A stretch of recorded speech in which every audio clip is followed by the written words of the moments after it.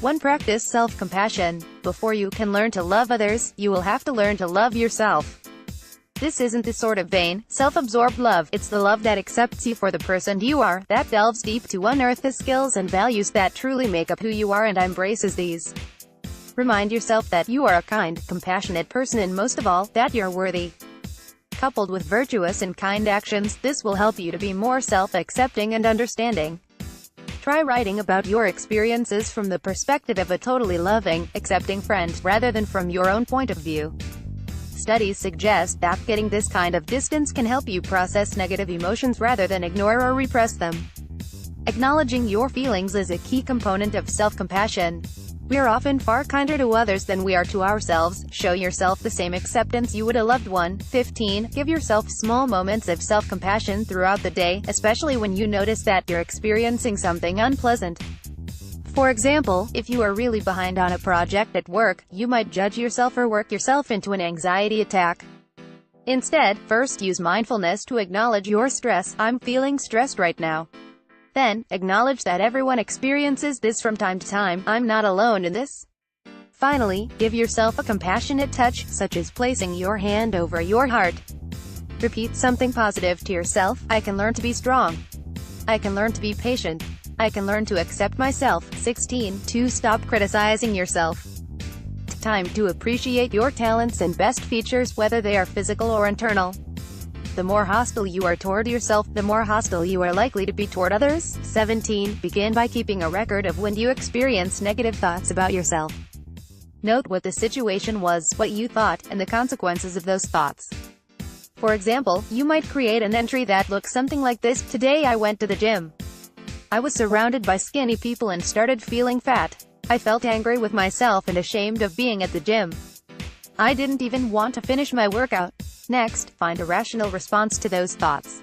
This can be difficult, but by consistently challenging your negative self-talk with cold, hard facts and logic, you can change how you think.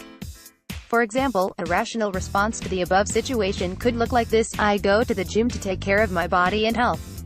That is an act of kindness and caring for myself. Why should I feel ashamed of caring for myself?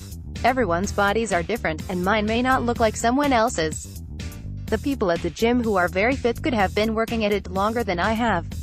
They might just have good genes. If others judge me based on my appearance, do I even really value their opinion?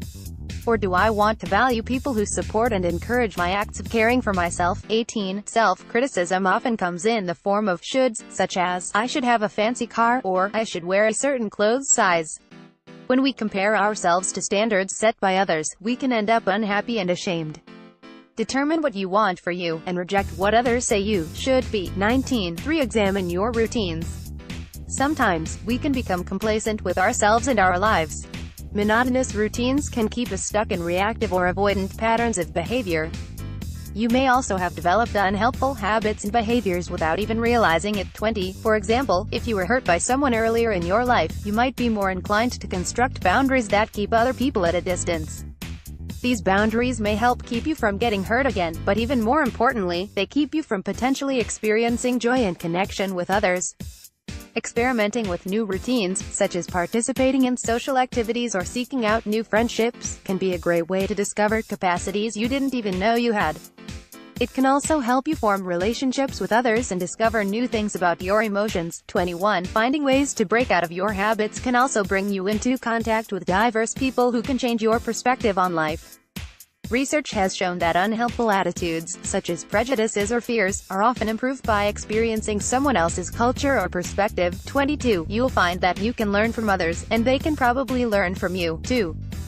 4. Work on controlling your anger and jealousy.